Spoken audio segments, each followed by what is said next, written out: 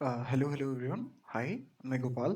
आज हम इस वीडियो में सॉल्व करेंगे सवाल number 2787, that is ways to express an integer as sum of powers.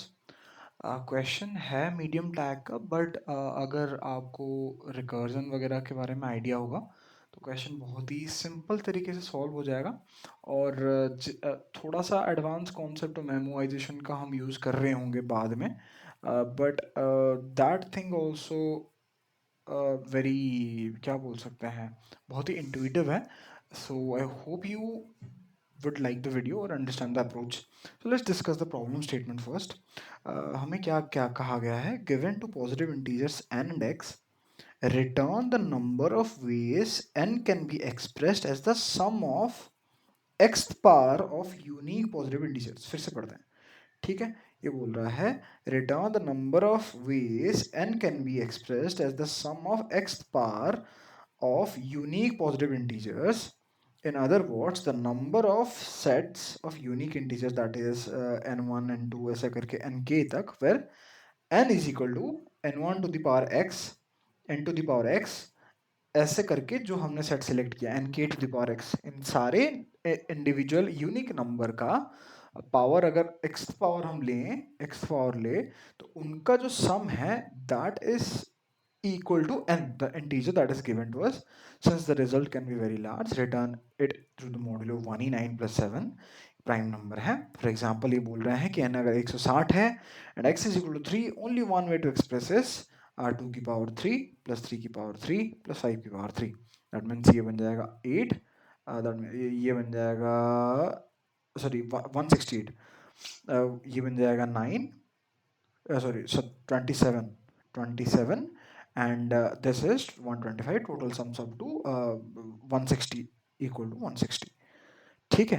अब देखो, सवाल पढ़ने के बाद आप पहले ये मतलब सोचो कि एग्जाम्पल से हम एक एग्जाम्पल पहले सॉल्व कर लेते हैं। इनके जो भी एग्जाम्पल्स हैं, ये बोल रहा है n की वैल्यू 10 है और इसे ना रिप्रेजेंट करने का अगर आप स्टडी करोगे तो एक तरीका बस यही एग्जिस्ट करता है for x is equal to 2, कि 1 की पावर स्क्वायर 1 की पावर 2 पे आ जाएगा 1 प्लस 3 की पावर 2, दैट इज 9, ये बन जाएगा 1 एंड 9, ये बन जाएगा टोटल सम।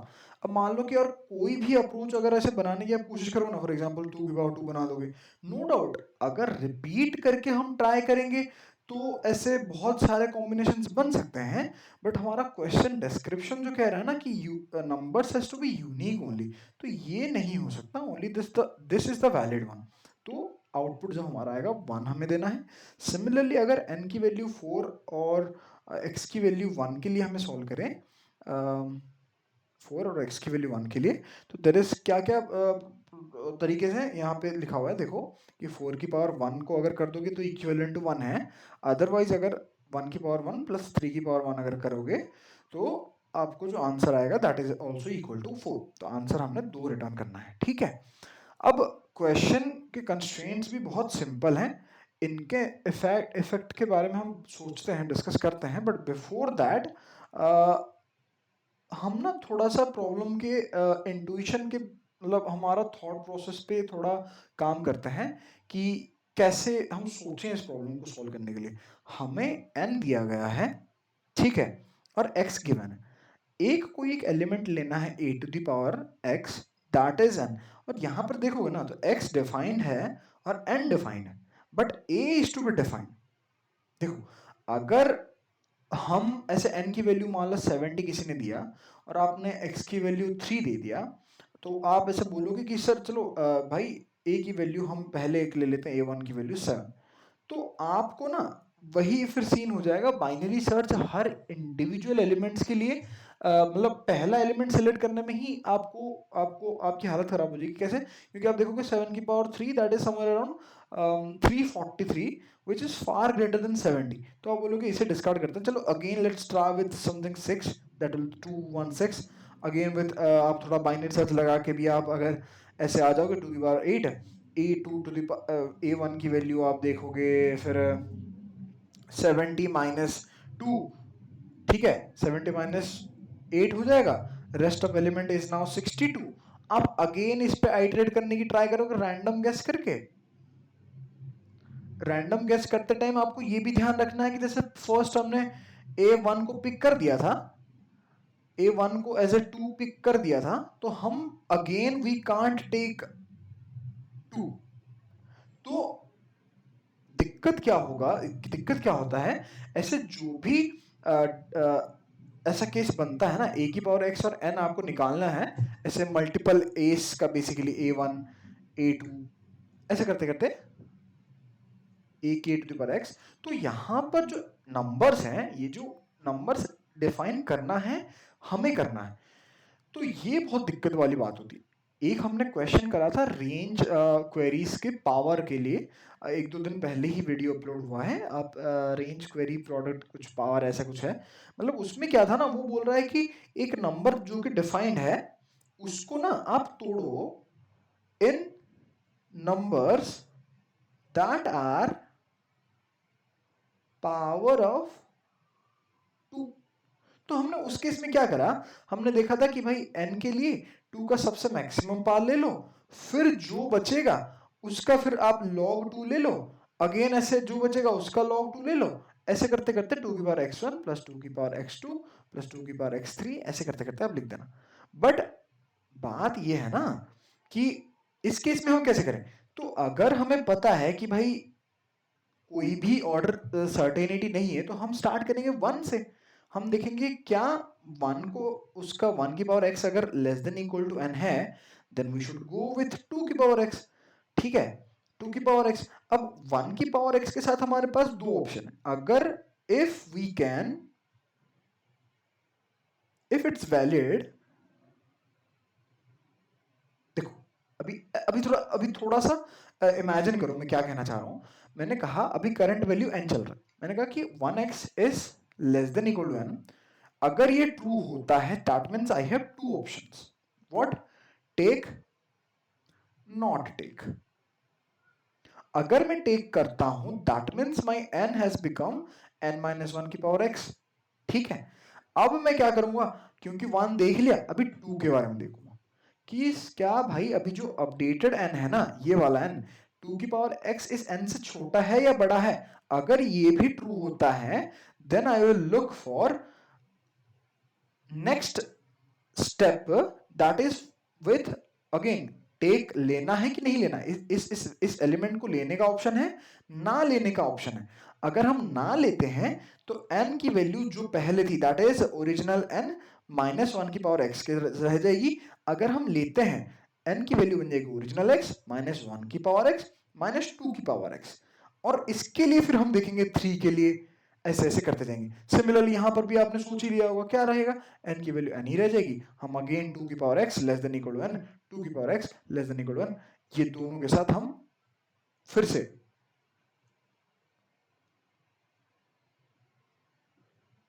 अगर ये कंडीशन सेटिस्फाई कर रहा है, अगेन यहां पर भी टेक और नॉट टेक इस ओरिजिनल n के ऊपर चलेगा। समझ रहे हो ना आप। तो बेसिकली हमें क्या करते जाना है, 1 2 3 4 5 ऐसे एलिमेंट्स को पिक करना है, और हमें अगर if the element is valid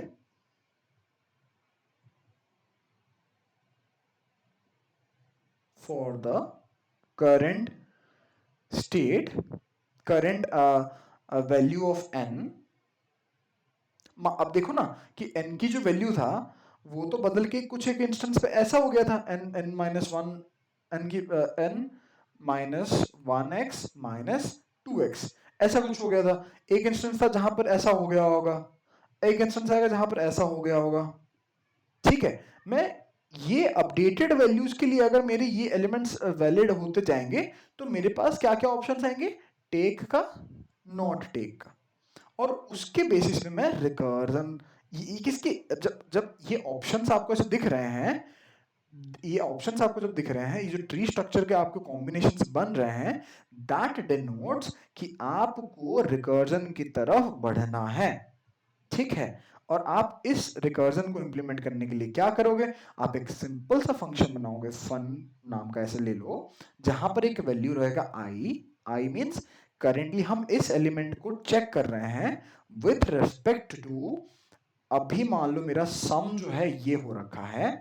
ठीक है, सम माने कि कितना टिल आई तक कितना समेशन हुआ है मेरे पास वैल्यू, और मेरा जो पावर है x और जो मेरा है n ये।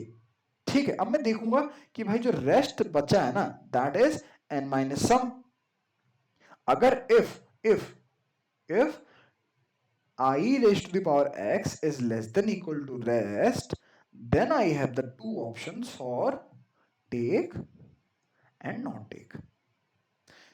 फिर मेरा जो ये रिकर्सिव फंक्शन है इवेंचुअली चलता जाएगा with the base case. Base case क्या होगा? बेस केस हमें चाहिए होता है ना, रिकर्जन मतलब ऐसा होता है कि आपको ऐसे ट्री स्ट्रक्चर बनाते गए इवेंचुअली हैव टू स्टे, मतलब जो लीफ पॉइंट है ना, कोई तो एक डिफाइन करना पड़ेगा कि guys this is the leaf point और this is the base case. तो बेस केस क्या होना चाहिए? मैं बोलूंगा अगर n माइनस सम की वैल्यू मेरा 0 हो जाता है that means I have reached the base case. And I will say कि आपने जो जो एलिमेंट्स ऐसे ऐसे रैंडमली पिक किया होगा, मैं a1 a2 a3 ऐसे कुछ कुछ पिक किया हो, मैं बोलूंगा कि yes this is the valid combination that you did pick. अब मान लो कि ऐसे इनवैलिड कॉम्बिनेशंस भी बन सकते हैं। इनवैलिड इन टर्म्स, अब जैसे देखो 4 के लिए मेरे पास एक ऑप्शन था 4, x की वैल्यू मान लो 2, ओके। अब मैं बोलूंगा x की वैल्यू मान लो 1। अब मैं बोलूंगा कि पहले एक काम करो, टू एक ले लो, पिक कर लो। मैं बोलूंगा कि हाँ यार अभी तो n की वैल्यू 4 है, 2 की power 1 is less than equal to 4, I can take it, so I would go with the take option। तो मेरा जो n डैश बनेगा that is 4 minus 2 and that is 2। अब मैं क्या बोलूंगा, i की वैल्यू तो इंक्रीमेंट हो गई होगी i plus 1, मतलब अभी जो मेरा करंट एलिमेंट इस प्रोसेस इस स्टेप के बाद जो नेक्स्ट फंक्शन कॉल में आएगा that is 3। मैं बोलूंगा कि 3 टू द पावर जब मैं 1 करूंगा that is not equal to, ये कंडीशन मेरा फेल मार गया।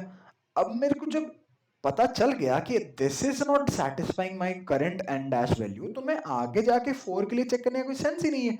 मैं बोलूंगा कि आपने जो भी a1 a2 a3 जो भी पिक करते हुए अभी एंड डैश अभी इस स्टेट तक पहुंचे हैं ना, that is a wrong combination you did pick. तो उस केस में बोलूंगा रिटर्न 0, मतलब इसका जो इम्पैक्ट है कुछ नहीं पड़ेगा हमारे आंसर के ऊपर। बट इस केस में हमने जब बोला कि अगर ये केस सेटिस्फाई कर जाता है we would return 1, that means yes this is a valid combination of elements. ठीक है, तो ऐसे ही हम रिकर्जन कोड पहले देख लेते हैं फटाफट से, एंड देन हम मेमोराइजेशन जो भी मैं चीज बताना चाहता हूं वो बाद में डिस्कस करेंगे। फॉर द टाइमिंग जस्ट भूल जाओ इस पार्ट को। ठीक है, अब मैंने क्या कहा कि देखो बहुत प्यार से बहुत शांति से देखते हैं। Let me just change my pen colour. Yes, मैंने कहा इस लाइन को भी छोड़ो। मैंने कहा एक फंक्शन कॉल करा मैंने, this is my first element, this is my current some, this is the x factor, this is the n value. ठीक है, मैंने कहा कि इस रिकर्सिव फंक्शन जो भी आउटपुट देगा मैं उसे आंसर में रिटर्न कर दूंगा। अब ये फन फंक्शन क्या करता है, ये देखता है कि मुझे आई मिला, अरे यार कोई अलग सा पेन लेते हैं ना, मुझे ये आई मिला, मुझे ये करंट सम मिला हुआ, मैं देखूंगा कि I raise to the power X क्या है, इसे मैंने करंट पावर में स्टोर कर दिया।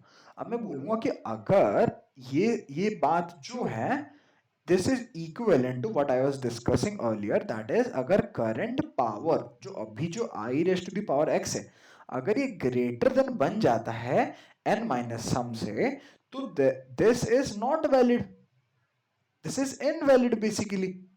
ठीक है, मैंने कहा वही सेम बात है, अगर मैं बोलूंगा कि या तो सम प्लस करंट पावर अगर ग्रेटर देन n है, या फिर इसको इधर ले जाओगे तो साइन चेंज हो जाएगा। तो आई होप यू अंडरस्टैंड इट। तो मैं बोलूंगा कि अगर ये कंडीशन सेटिस्फाई हो रहा है that means this is an invalid state, तो no need to for the further process, तो मैं रिटर्न 0 कर दूंगा। I don't want its any contribution to my answer because it doesn't have any.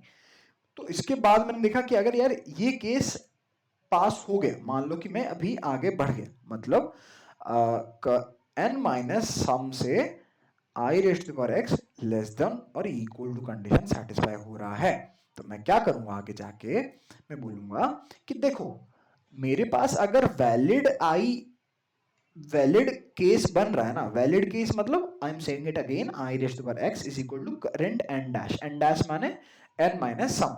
अगर ये है ना तो मेरे पास दो ऑप्शन है, एक है टेक, एक है not take, because I am not sure कि इसके साथ ही हमेशा मुझे वैलिड मिलेगा, कि मैं ith एलिमेंट को लेके ही जाके मैं आगे वैलिड एलिमेंट मिलेगा, आई एम नॉट श्योर अबाउट। तो मैंने क्या करा, P1 is the possibility 1, P2 is the possibility 2, मैंने क्या बोला कि ओके ठीक है, इस केस में मेरे पास दो ऑप्शंस हैं, this is the valid case, so I have two options of take and not take.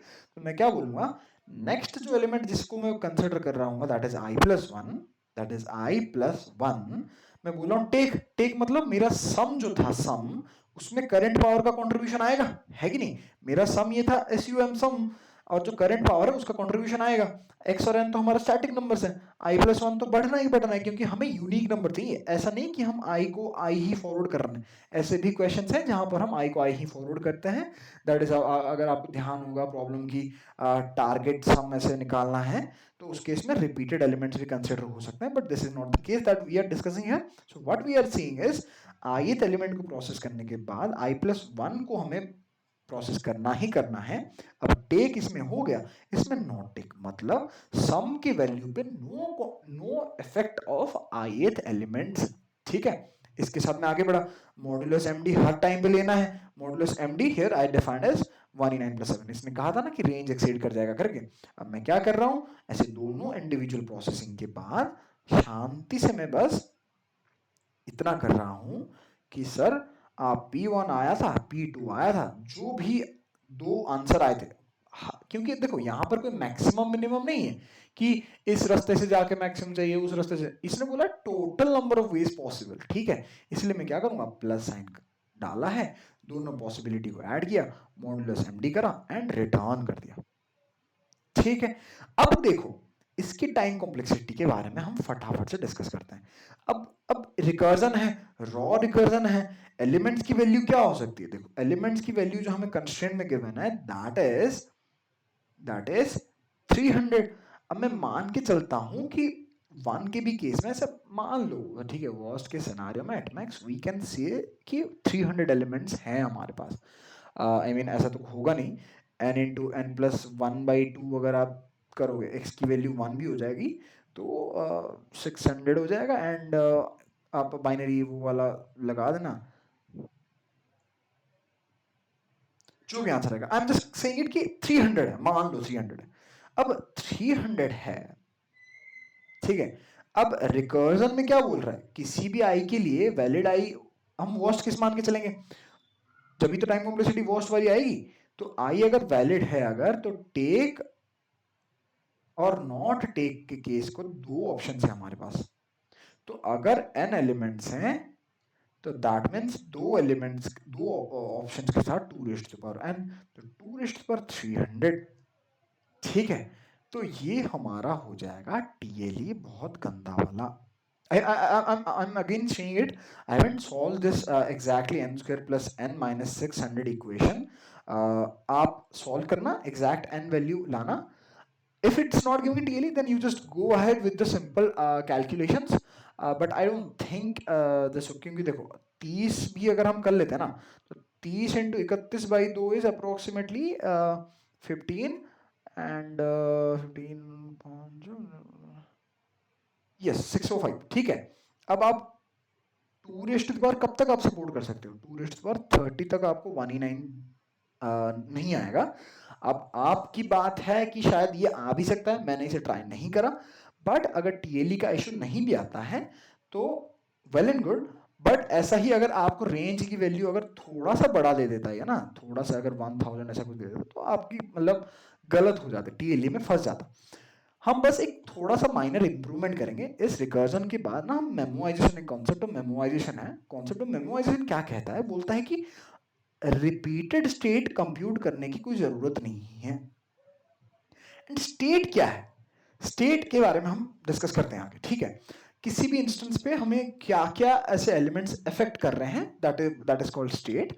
By the way let's just see the repeating part, ठीक है। एक छोटा सा एग्जांपल लेते हैं, बहुत छोटा सा एग्जांपल, मान लो कि 17 है, 17 के लिए मैंने देखा 1 x की वैल्यू मान लो 1 है, ठीक है, 17 के लिए 1 की power x is less than equal to 17 valid है, तो मैं टेक के साथ बढ़ रहा हूं, नॉट टेक के साथ बढ़ूंगा। नॉट टेक के साथ एक ऐसा ब्रांच आएगा जहां पर मैं 3x के साथ कंपेयर कर रहा हूँ 17 को, and it would say yes, तो ये बोलेगा कि टेक वाला कैटेगरी लो, इसका भी नॉट टेक होगा। I am not going with the recursive tree, ठीक है। इसमें टेक कैटेगरी में क्या आएगा, 17 minus 1 that is 16, that is 16। अब 16 को क्या बोलेगा कि 2 की power x less than equal to 16 वाले केस में बोलेगा कि टेक वाला केस ले लो। फिर से मैं एक ब्रांच की बात कर रहा हूँ, ठीक है, ऐसे दो इंडिविजुअल ब्रांचेस की बात कर रहा हूँ। आई am not drawing any recursive tree और समथिंग हियर, ठीक है। 16 माइनस 2 इज 14, ठीक है। अब मैं 14 को कंप्यूट करूंगा, इसके जो भी ब्रांचेस है वो फर्दर यहां पर आएंगे कि number of ways to get the number of ways to get the 14 answer, ठीक है। बट यहां पर भी एक ब्रांच है जहां पर 17 माइनस 3 दैट इज 14 आएगा, यहां भी आप कॉल कर रहे होंगे। What is the answer for it?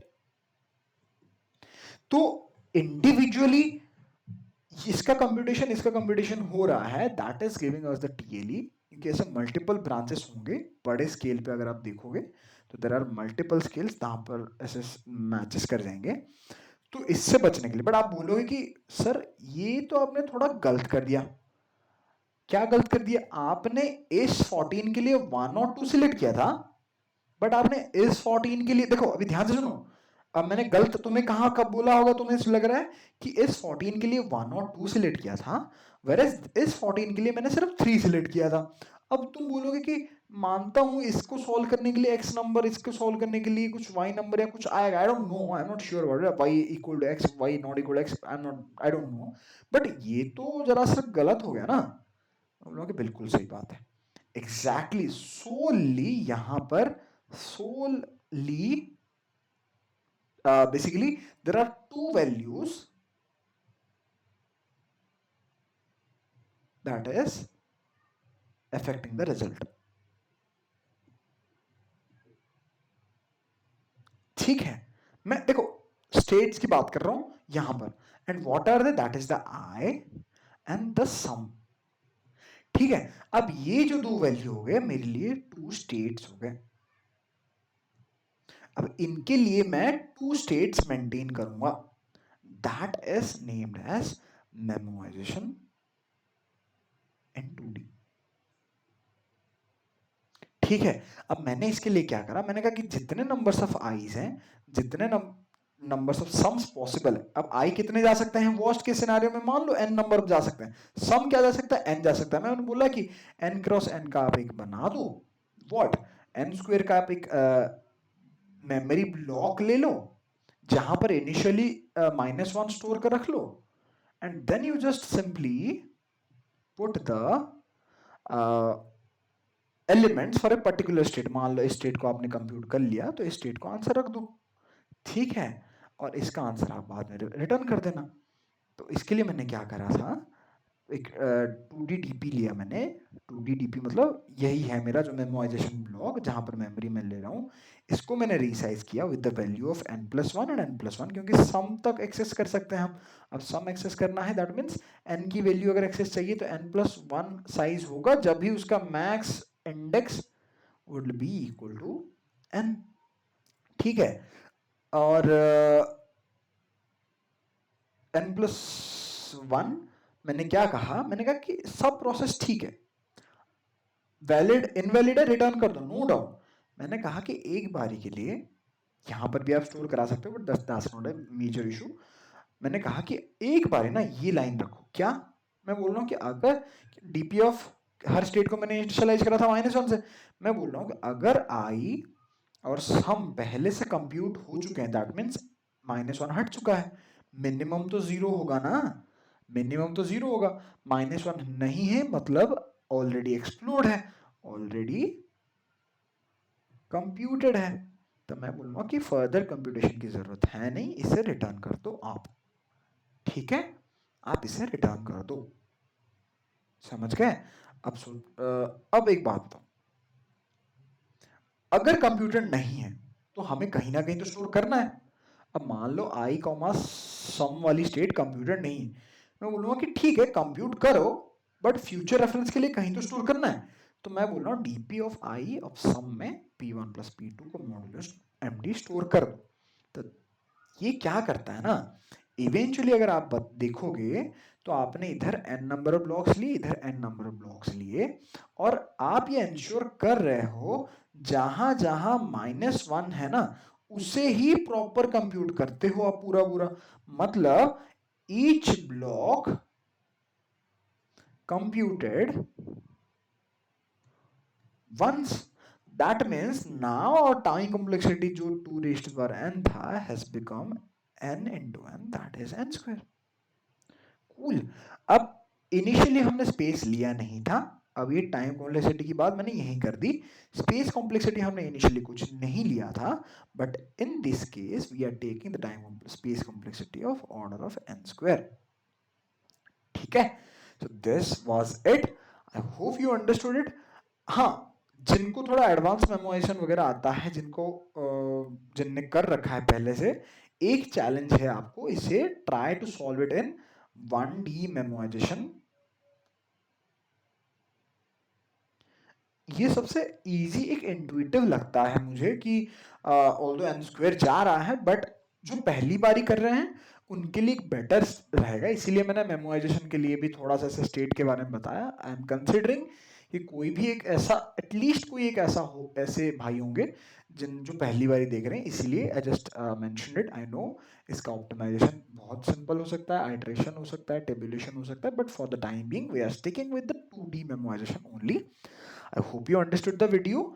We have discussed the time complexity, that order of n square it is, and the space complexity is also order of n square. So if you like the video, just drop a comment that yes, you did try to understand and solve it. That would really be that would really mean a lot to me. Thank you very much everybody who have watched it, and till the next video, happy coding, bye.